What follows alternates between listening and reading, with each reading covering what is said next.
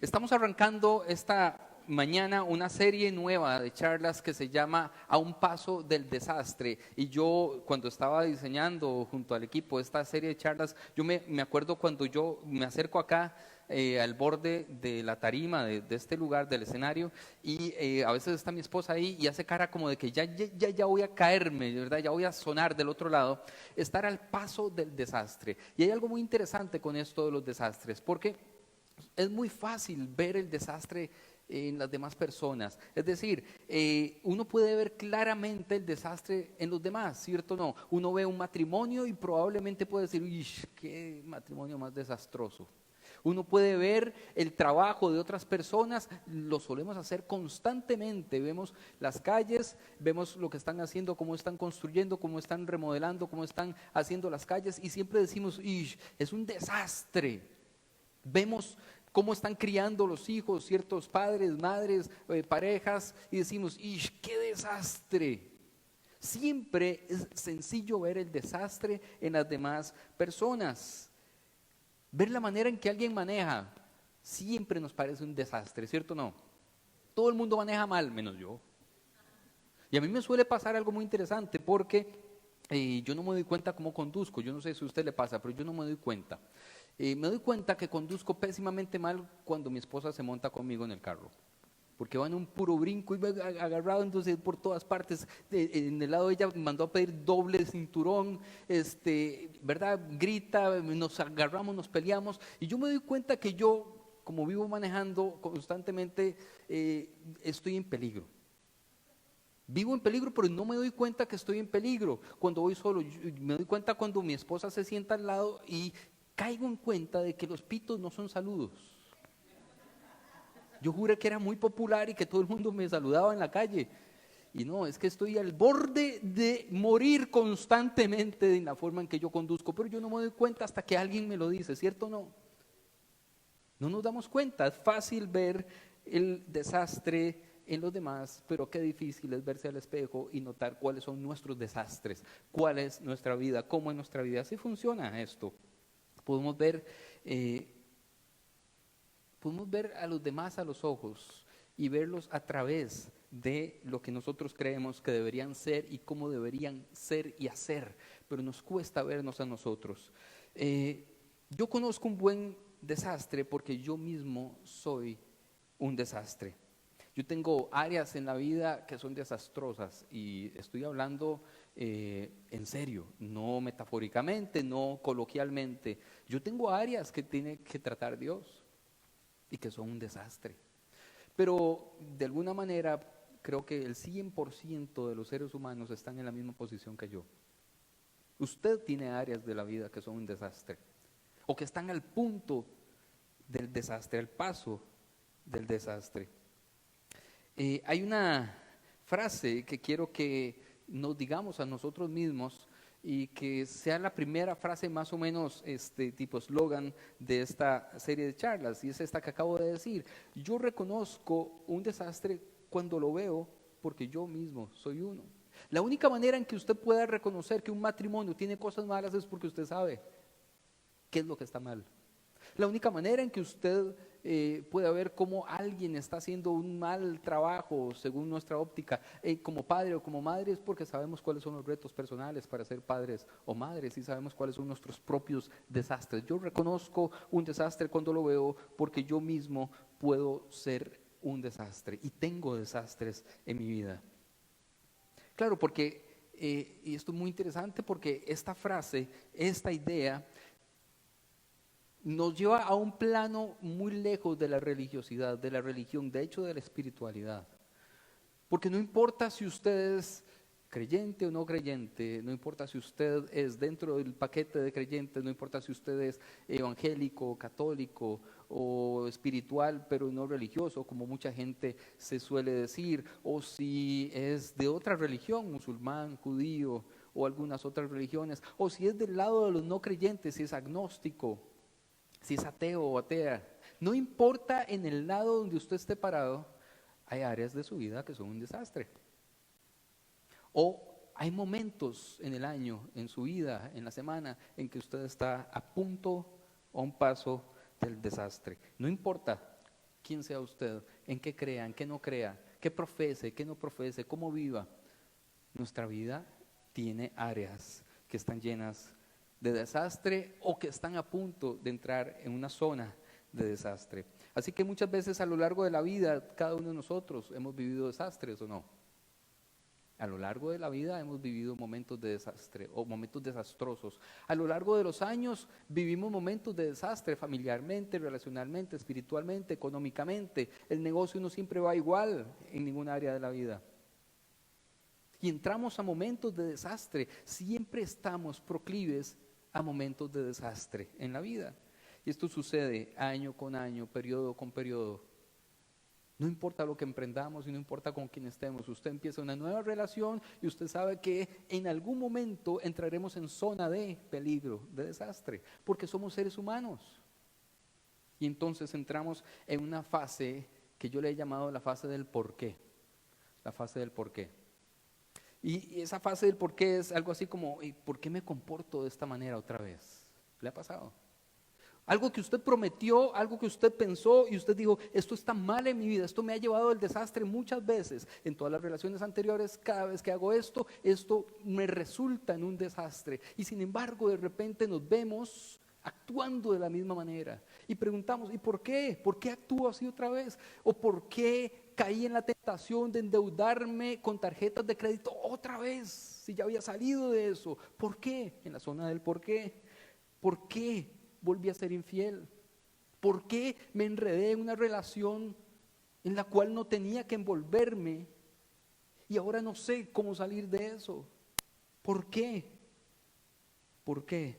Y luego de pasar de la etapa del por qué, yo definí otra etapa, la etapa que le llamo la etapa de nadie es perfecto. Y uno empieza a decir, sí, bueno, está bien, me volví a endeudar, ¿pero qué? Pero todo el mundo tiene deudas. Ahí donde usted los ve, todo el mundo está igual. El eslogan de nadie es perfecto es buenísimo para negar que necesitamos un cambio. ¿Verdad? Yo tengo aquí varias. Bueno, yo sé que tengo estos problemas, pero díganlo con más ganas, porque usted lo ha dicho. Bueno, yo sé que estoy hasta el cuello con las tarjetas de crédito, pero nadie es perfecto. Bueno, yo sé que he cometido errores y que he sido infiel, pero no hay parejas perfectas. No hay parejas perfectas. Bueno, yo sé que volví a gastar la plata de la escuela de mis hijos, pero nadie es perfecto. Sí, un zafis, a cualquiera le pasa. Todos somos humanos, esa es otra frase.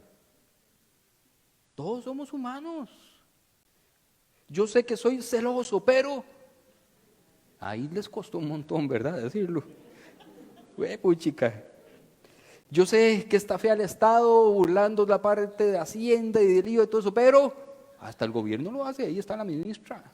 Qué fácil es que, bueno, déjeme hacer aquí un paréntesis. Qué fácil es ver el desastre en los demás, ¿verdad? Qué fácil es señalar a la señora ministra. ¿Y quién de nosotros no ha estado ahí? Y ahora que estamos con dolores de cabeza para poner en orden todas esas cosas y cumplir mes a mes, es difícil. Pero qué rico y qué fácil es decir, es un desastre. Es un desastre. Yo sé que mentí, pero nadie es perfecto. Yo sé que oculté un error en el trabajo para que le cayeran la responsabilidad. Y cuando una conversación interna que asume que existe alguien que sí es perfecto. Ese alguien no soy yo. Evidentemente, pero de alguna manera interesante, ese alguien tampoco es nadie que conozcamos, ¿cierto? Usted no conoce a nadie que sea perfecto, usted no conoce a nadie, absolutamente nadie que no esté viviendo y que usted no suponga que está viviendo momentos de desastre en su vida o que los haya vivido. Ese alguien que sí es perfecto, o esa conversación es muy valiosa porque nos lleva a pensar que hay alguien que sí no comete errores. ¿Y cómo podemos ver eso? Esta es la parte que más me gusta de esta parte. Cuando reconocemos nuestros desastres, estamos a unos pasos de reconocer a Dios. Cuando empezamos a reconocer que de verdad, aunque los ocultemos, están ahí los desastres. y que sabemos que hay personas a nuestro alrededor. Nadie tiene una vida perfecta y que cualquiera de esas personas tiene desastres, ya sean ocultos o evidentes. Solo hay una persona perfecta que no tiene desastres, y ese es Dios. Vean, en mis 20 estoy cumpliendo 42 años el 15 de febrero, para que lo apunte ahí, por favor. Pero en mis 20 yo tuve una pésima racha de todo en mi vida, de todo. Pero había un departamento de mis desastres, yo los puedo clasificar, ¿verdad? Hay momentos de la vida en que hay desastre, ¿verdad? Hay muchas clasificaciones de desastres relacionales, económicos, sexuales, lo que sea que usted pueda poner en cajones. Y había uno de esos cajones que se llamaba choques de carro. En mis 20 fue una barbaridad la cantidad de carros que yo choqué. Y con una característica muy interesante: todos los carros que choqué no eran míos. Todos eran prestados. Como no tenía carro, entonces choqué el de mi papá como 755,000 veces, robado, prestado o una combinación de ambas. Choqué el de novias, novias como si hubiera tenido un montón, ¿verdad? 3 tuve. Me estoy empezando a enredar en ese tema. Vamos a seguir. Pasemos al versículo bíblico. Choqué el de amigos, choqué el de un papá de un amigo. Y vean esta historia, se las voy a contar rápidamente. No tenía carro para ir a marcar. Estoy hablando hace muchos años, ¿verdad? Y le digo a un amigo: mae, tengo que hacer un mandado de la U. A un paso del desastre. Yo sabía que algo podía salir mal, pero voy a arriesgarme. Y entonces él me dice: mi carro está en el taller, pero ando el de mi tata, si quiere pase a las 7. Y yo, con mucho gusto, yo paso ahí a las 7 a recoger el carrito de su papá. Y llego a marcar a la casa de aquella muchacha, Dios la bendiga. Y hubo pleito esa noche. Hubo pleito, pero pleito de grandes ligas. Hubo pleito. Así que yo intenté escapar. Honestamente, intenté escapar y jalé de la casa, arranqué el carro, iba saliendo de la propiedad de esa señora, de esa muchacha más bien, y me cerró el portón, era portón de los que hace así, y le dio con toda la paciencia del mundo, se empezó a acercar, yo lo empecé a ver por el retrovisor y yo atrapado no podía salir del carro, el carro arrugado, carro del papá de mi amigo, y ella venía detrás con un palo. No, mentira, lo del palo ya lo estoy exagerando, y venía para seguir la pelea y yo atrapado ahí. Cuando llegué a devolver el carro, qué color decirle a mi amigo que el viaje a la U había salido un poco complicado.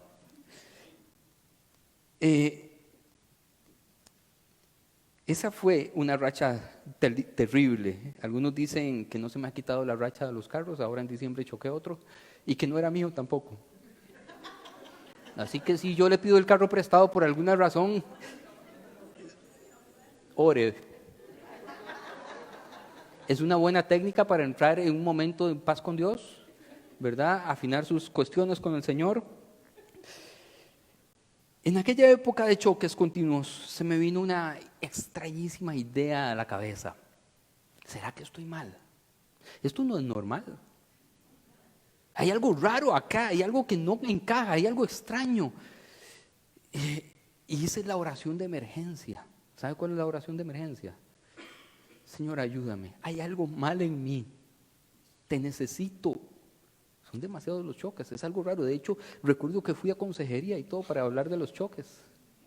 Y le decía al consejero: yo creo que el diablo realmente se está ciñendo conmigo. Recuerdo perfectamente lo que yo le dije, que creí que era un ataque de demoníaco, que se le metía al motor del carro, a la dirección, a los frenos, que me nublaba la vista y el entendimiento de las señales de tráfico.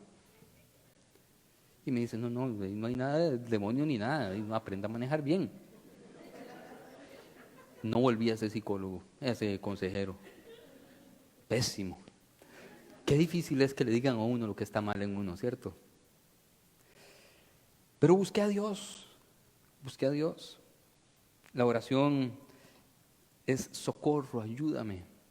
El tema de hoy es para las personas que están en un desastre de vida, o para aquellas que están a punto de entrar a un momento de desastre. Para ese dos tipos de personas, pero también para aquellos que en este momento no están ni en un tipo de desastre y creen y prevén que no se prevé ningún tipo de desastre en su vida, porque probablemente les puede servir esto en algún momento más adelante. Oremos en este momento y seguimos con la charla. Señor, ayúdanos esta mañana a entender lo que tú tienes para nosotros, a entender cuál es tu plan y cuál es el siguiente paso en nuestra vida contigo, Señor, en nuestra relación personal contigo, Señor. En el nombre de Jesús, amén y amén. Así que tu desastre, tiene el potencial de acercarlo a Dios. Vean, hace demasiados años, iniciando esta iglesia que tiene ya 13 años, aquí asistía al principio de la iglesia había algunas cosas muy interesantes. Venía mucha gente como de la farándula, tica, si es que hay farándula. Y entonces venían músicos y gente de la televisión y cosas así, hace muchos años de eso. Y uno en particular de esas personas que tenían muchos desastres en la vida, muchos desastres en Tía Selmira, ¿se acuerdan de eso? Existe todavía. Salía cada rato unas discusiones ahí de Tía Selmira y que lo agarraron unas fotos ahí que no sé qué. Entonces, una noche muy tarde, llegó a mi casa, llegó a nuestra casa y llegó atacado llorando. Y yo dije, pues yo sabía sus desastres, pero llegó llorando aquella, como no sé, 11:30, 12 de la noche. Le ofrecí un té de tilo o algo ahí para mientras tanto y me cuenta que es que se dio cuenta que la novia le estaba dando vuelta. Bueno, que él suponía porque había visto algo sospechoso y lloraba y lloraba. Y yo dije la peor frase de mi vida como pastor, la dije ahí. La peor frase, que es esta. Espérense. Le digo, maestras de cuernos palos. Cuando yo iba diciendo la frase, yo dije, esto no debo decírselo a una persona que está buscando ayuda. No, pero ya iba, eso cuando usted siente que ya no puede frenar la frase, y la digo, ¿verdad? En todo caso, aquella persona, después de todo esos ratos de desastre, empezó a darse cuenta que ya había probado todo. Que por más que hacía por culpar a los demás, a las demás personas de sus propios desastres, había algo que no había hecho y era buscar la última opción, que era buscar a Dios. Cuando ya no tenemos más opciones, hemos intentado todo, resolver por un lado, por el otro, pedir ayuda sin que sepan. Usted sabe que somos expertos en pedir ayuda sin que la gente sepa que estamos pidiendo ayuda. Pedir ayuda sin que sepan que estamos pidiendo ayuda. Pero llega el momento en nuestra vida en que nuestro desastre agota las opciones, y sobre todo cuando lo ocultamos. Ya no sabemos qué más hacer. Entonces viene la oración de emergencia. Dios, ¿dónde estás? Ayúdame, Señor. Así que nos han enseñado, no importa la tradición cristiana a la cual usted haya pertenecido, no importa si usted creció católico, católica, si usted creció evangélico, pentecostal, bautista, no importa, usted le han enseñado que sus desastres lo alejan de Dios, ¿cierto o no? Es más, decimos, está fuera del camino, está apartado de Dios. Y sin embargo, en mi forma de ver esto, y ahora vamos a ver 3 historias bíblicas, nuestros desastres tienen una extraña y enigmática, paradójica facultad de llevarnos a los pies del Señor. Ahí donde hay un desastre y agotamos las opciones, es donde estamos a un paso de encontrarnos cara a cara con el Señor, porque ya no sabemos para dónde ir. Y Dios usa los desastres de nuestra vida. Hoy es la primera charla de esta serie que vamos a hablar de este tema. Entonces, aparece en ese momento la última opción, que es la opción Dios.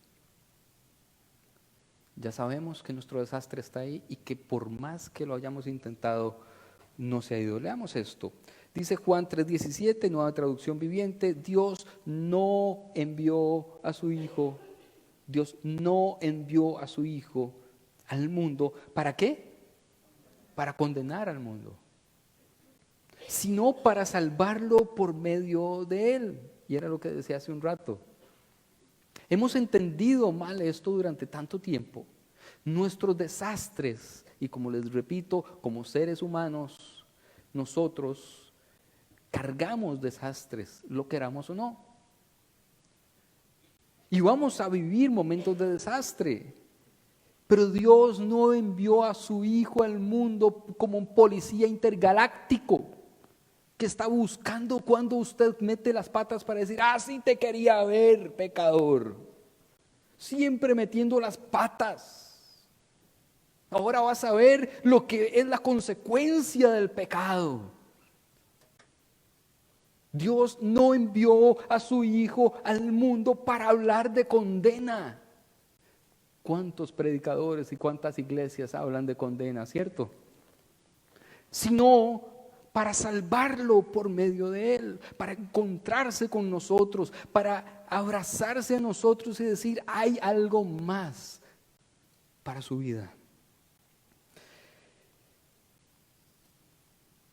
En lo que me queda de tiempo, entonces, como les digo, voy a repasar rápidamente. De hecho, no vamos a ver los textos específicos de 3 historias bíblicas de 2 mujeres y un hombre. No son 2 mujeres y un camino, sino 2 mujeres y un hombre, historias distintas aparte, y que sean 2 mujeres y un hombre no tiene nada que ver con lo que haya escogido que sean más mujeres, hombres o mujeres. Es porque creo que los ejemplos pueden aleccionarnos muy bien, y la idea es que veamos juntos lo que Jesús hace con los desastres de cada una de estas 3 historias y cómo puede tomar tu desastre, mi desastre, para llevarnos a algo maravilloso en la vida. La primera historia se trata de una mujer a la que llevaron muy temprano, sumamente temprano, a las 6 de la mañana prácticamente, estaba Jesús enseñando en el templo y en las afueras del templo, y le llevan a una mujer que había sido sorprendida en adulterio, la encuentran infraganti, las leyes del Antiguo Testamento por las cuales se regía aquel entonces. Decían que una mujer hallada en adulterio debía ser apedreada, llevada a la muerte por lapidación, y la llevan ahí y ponen aquellos hombres, interesantemente, todos líderes religiosos, que llevaban a esta mujer allí, se la presentan a Jesús para también poner a Jesús un poco como en una trampa para ver qué hacía, para demostrar que no era el Mesías y que era un charlatán. Y empiezan a acusar a la mujer y a acusar a la mujer. Y le preguntan, ¿qué debemos hacer con ella? Y Jesús entonces, al principio parecía como que quería ignorarlos un poco, pero dijo, ok, hablemos del tema. Hablemos de este tema, hablemos de esta mujer y hablemos de ese pecado. Ok, el adulterio es un desastre, ¿sí? Es un desastre, es un pecado mortal. Bueno, el que esté libre de adulterio, el que esté libre de pecado, el que esté libre de desastres en su vida, que tire la primera piedra. Entonces, uno a uno empezaron a soltar sus piedras, sus desastres, y desaparecieron de ahí. Y Jesús le hace una pregunta a ella y le dice, mujer, ¿dónde están los que te condenaban, los que te acusaban? Y ella levanta la cara, ve a Jesús y le dice, no queda ninguno, no queda ninguno. Entonces Jesús le lanza esta afirmación maravillosa que le dice, yo tampoco te condeno. Vete y no peques más. Y me encanta el orden, porque el orden de los sumandos sí altera el producto en este versículo. No es deje de pecar y entonces yo no la condeno. Jesús, antes de hablar de pecado, antes de hablar de cambio de vida, antes de hablar de transformación de comportamientos, le dice, yo no la estoy condenando. Yo no vine al mundo para condenar al mundo. Yo vine al mundo para salvar al mundo.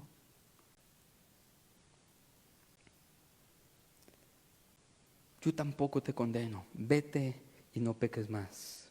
Ojo, primero Jesús habla de absolución. No estás condenada. Qué mala maña la de muchos cristianos, iglesias, pastores, de hacer esto al revés, de cambiar, invertir este orden. Y no me extraña que tanta gente diga, yo a la iglesia no puedo ir hasta cambiar mi conducta y entonces empiezo a ir a la iglesia. ¿Han oído personas que dicen eso? Yo no estoy listo, no estoy preparado, no estoy preparada para ir a la iglesia. Todavía tengo muchas cosas que arreglar, que resolver, muchos desastres que tengo ahí en mi vida para poder ir a la iglesia. Porque nos han enseñado esto al revés, no peques más y entonces recibirás absolución. La cruz del Calvario pasó hace 2000 años antes de que usted empezara a pecar y ya usted tenía salvación prometida por Dios. Usted no puede cambiar lo que Jesús hizo. Él se adelantó 2000 años al perdón, a la absolución, a la limpieza de su vida. Él tomó, cargó sobre sí todos los pecados de nosotros. Todos los desastres estaban allí. Y solo nos resta hacer una cosa: admitir que esa cruz es válida para mi vida, decir yo creo en eso y acepto las consecuencias de eso para mi vida. Pero la condena no es al revés. El orden de estos sumandos tiene que respetarse en la predicación de la iglesia, en cómo nos relacionamos con los demás.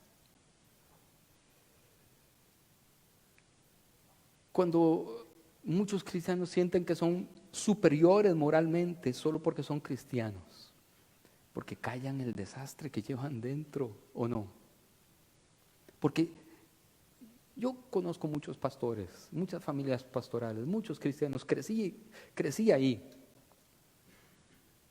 Puedo decir que conozco al 50% de los pastores de este país, quizás más. Porque mi papá es pastor, porque mi abuelo fue pastor, porque mis tíos son pastores y porque crecí en ese ambiente y sé los desastres que hay dentro. Y no se vale entonces predicar desde un pedestal de superioridad. Por eso yo arranqué esta charla esta mañana diciendo: yo reconozco un desastre porque yo también soy un desastre. Tengo áreas en mi vida que necesita pedir auxilio al Señor. Dicen algunos, es que es homosexual, es un desastre. Es que se divorció, es un desastre. Hace unos días, pocos días, estábamos hablando Laura y yo con una amiga de nosotros que acaba de firmar el divorcio y hablamos del estigma que la iglesia puede poner en ella por ser mujer, por ser divorciada. ¿Por qué la iglesia cree que es superior? Si todos cargamos un desastre interno que tiene que ser puesto a los pies de Jesús. Jesús lo primero que hace es no condenar. Yo quiero que repita usted y que repitamos en coro: Jesús lo primero que hace es no condenar. Jesús lo primero que hace es no condenar, y esta iglesia no va a condenar a nadie. Pero va a decir: Jesús no te condena, vete y no peques más. Otra historia, un hombre descrito como muy bajito en la Biblia, muy bajito, llamado Zaqueo. Este carajo era como el fiscal de Hacienda que está viendo la computadora más o menos a ver cuál de ustedes y yo no paga los impuestos.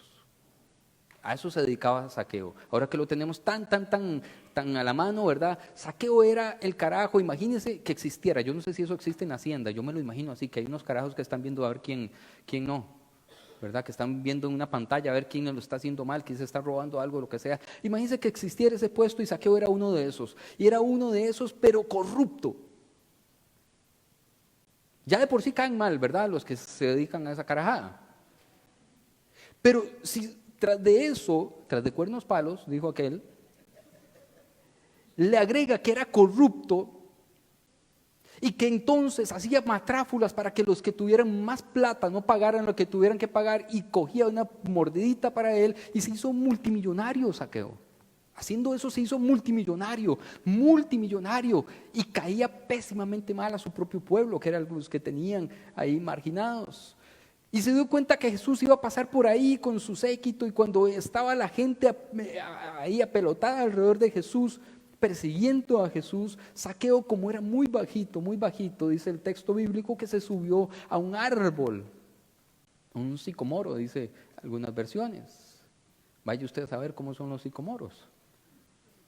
Pero se subió a un árbol, y Jesús, donde lo ve, a sabiendas de quién era él, conociendo lo que hacía, lo corrupto que era, es más, digámoslo así, conociendo los desastres de Zaqueo, le dice esta frase: quiero quedarme en tu casa.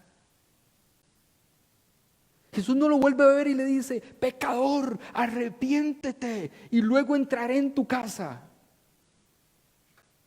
Jesús le dice: quiero quedarme en tu casa.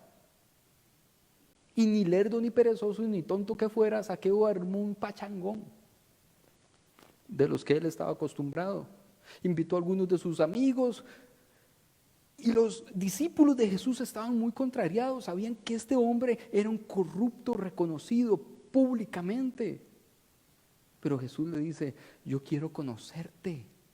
Yo quiero estar cerca de vos. Ese desastre tuyo, esa vida desastrosa me llama la atención porque yo sé que me necesitas y quiero entrar a tu casa. No se sabe la conversación exacta que se tuvo dentro de la fiesta y que Jesús tuvo con Zaqueo, pero de ese encuentro, después de esta frase, Zaqueo tuvo un cambio radical en su vida. El desastre es la antesala del encuentro con el Creador, con Dios, con el Sanador, con el que mete su mano en nuestro corazón, como cantábamos ahora, y hace cosas maravillosas. No lo condenó, no lo juzgó, pero Zaqueo cambió para siempre, para siempre. Por eso está consignado en la Biblia esta historia. ¿Qué hace Jesús con los desastres? No los señala.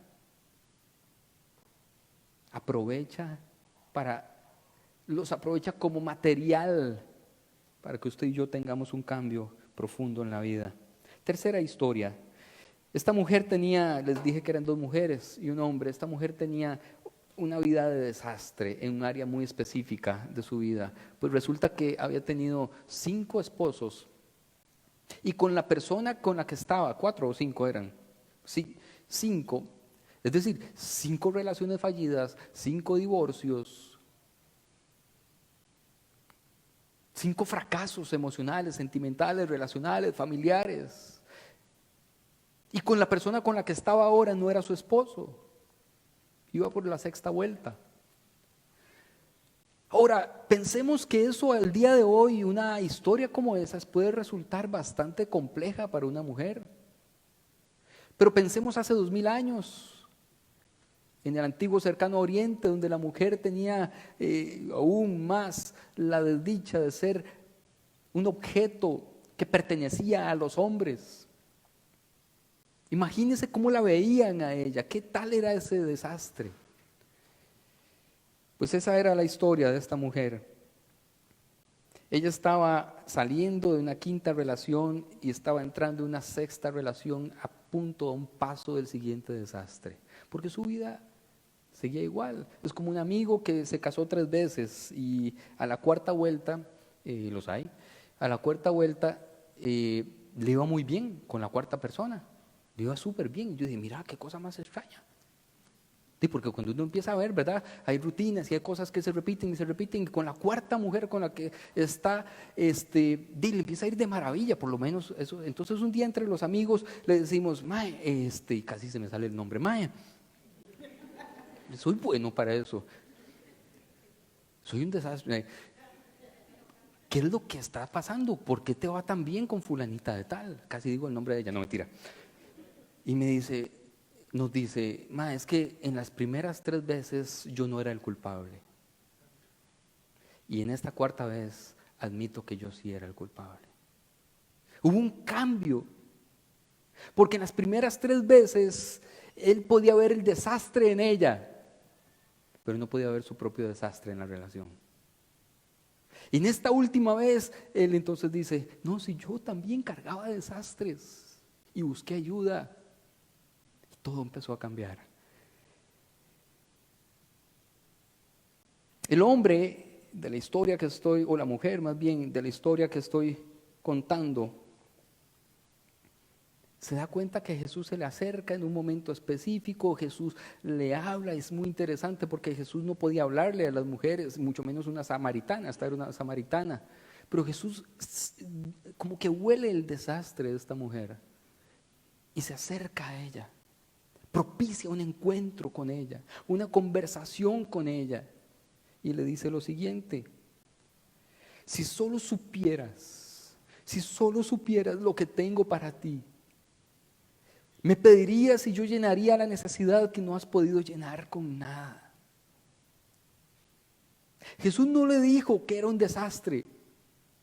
Jesús no la condenó específicamente, sino que le mostró el camino a algo maravilloso, que era saciar su sed en la vida. Si bebieras de esta agua, no volverás a tener sed nunca más. Si solo supieras lo que tengo para vos, me pedirías y yo te llenaría hasta saciarte. En la publicidad de esta serie nosotros dijimos esta frase: tu desastre tiene el potencial de atraer a Dios hacia vos. Y a veces tenemos que llegar al punto de pasar por la etapa de los porqués. ¿Por qué me pasa esto? ¿Por qué volví a caer en esto? ¿Por qué estoy actuando así? Luego pasamos por la etapa de nadie es perfecto, y ahí sí, todo el mundo falla, somos humanos, etcétera, hasta llegar a la opción última de decir: es que necesito a Dios. Es que verdaderamente necesito a Dios. Dios es la opción para solucionar nuestro desastre. Y no es que cuando Jesús llega a nuestra vida, como por arte de magia, simplemente todas las cosas empiezan a ir bien. Pero se va la culpa y se van muchas otras cosas, y empezamos a caminar en una manera en que podemos vernos sinceramente en nuestro desastre y tomar decisiones responsables para cambiar. Y Él puede cambiar cosas en nuestra vida. Pero llegamos al punto muy interesante en este final de la charla, en el que tenemos que tomar una decisión. O tomamos esa opción, la opción Dios, o seguimos diciendo: mi desastre es como el de los demás. Todos somos humanos. No hay nadie perfecto. Este desastre, si me meto a Google, yo hacía eso. Tengo un desastre, póngale cualquiera. Y uno se mete a Google y pone a ver cuántas personas en el mundo están en el mismo desastre. Mal de muchos. Pero está la otra opción. La opción de decir: elijo la opción Dios, que sí puede y que sí se interesa en mi vida, en cambiar las cosas. Te ofrece algo diferente, una vida diferente, una opción distinta. ¿Lo tomamos o lo dejamos? ¿Lo tomamos o lo dejamos? Yo estoy terminando acá, pero yo quiero que reflexionemos 2 minutos más, muy personalmente, en la vida de cada uno de ustedes, de cada una. Y quiero que se pongan de pie en este momento, por favor. Acompáñenme de pie. Ya han estado un buen ratito sentados allí. Y quiero que ahí donde están, me gustaría que pensemos: ¿cuáles son los desastres o cuál es el desastre que cargamos dentro? ¿Qué tipo es? No tiene que decírselo a nadie, ni tiene que decírmelo a mí, nada de eso. Pero ¿qué es? ¿Dónde está el desastre? O la inminencia de desastre. Es decir, aquello que sentimos que todavía no, pero probablemente dentro de poco tiempo, si seguimos así, va a haber un desastre en la vida. Si seguimos utilizando el dinero de cierta manera, si seguimos tratando a nuestra pareja de cierta manera, si seguimos educando a nuestros hijos de cierta manera, si seguimos actuando de cierta manera, probablemente vendrá un desastre en nuestra vida. ¿Cuáles son esas áreas? ¿Y cuáles son las opciones que ha gastado? ¿O en cuál etapa está usted? ¿En la etapa de los porqués? ¿En la etapa de los nadie es perfecto? ¿O en la etapa de decir: Señor, sí, aquí estoy, te entrego mi desastre? Te entrego esta área de la vida en la que ya agoté todas las opciones. Ya llegué al límite, auxilio. Y comprendo, Señor, que no has venido al mundo para condenarme, sino para darme una opción maravillosa que se llama vida eterna. Yo quiero tomar ese camino. Yo quiero tomar ese camino. Hoy en la mañana me chateó alguien. Dos cosas pasaron muy temprano en la mañana. Uno como a las 3:30 de la mañana y otra como a las 6:30 de la mañana. El de las 3:30 de la mañana es una muchacha que viene a esta iglesia y el papá también. El papá se llama Pablo Roberts, no sé si lo conocen, y está grave en el hospital en este momento. Ya él venía muy enfermo, pero me dice, ya no sabemos más qué hacer. Oren por nosotros. Esa es una zona de desastre que no planificamos, pero también llegamos ahí muchas veces en la vida. Y la solución es la misma, es Dios. ¿Qué hacemos en esos momentos? La otra persona que me escribió me dice, tengo un éxito rotundo en el trabajo, me escribió a las 6:30 de la mañana. Me acaban de ascender y ahora estoy como, no recuerdo la palabra que me dijo en inglés, pero es como que estoy sobreviviendo toda la empresa a nivel mundial. Y sin embargo me siento tan solo, tan solo, tan solo. Y no sé cómo solucionar esto. Esa es otra zona de desastre que está ahí. La soledad. Yo no sé cuál es la suya o cuáles son. Pero tenemos que llegar al punto de aceptar, admitir que la única opción viable que está al frente de nosotros se llama Dios.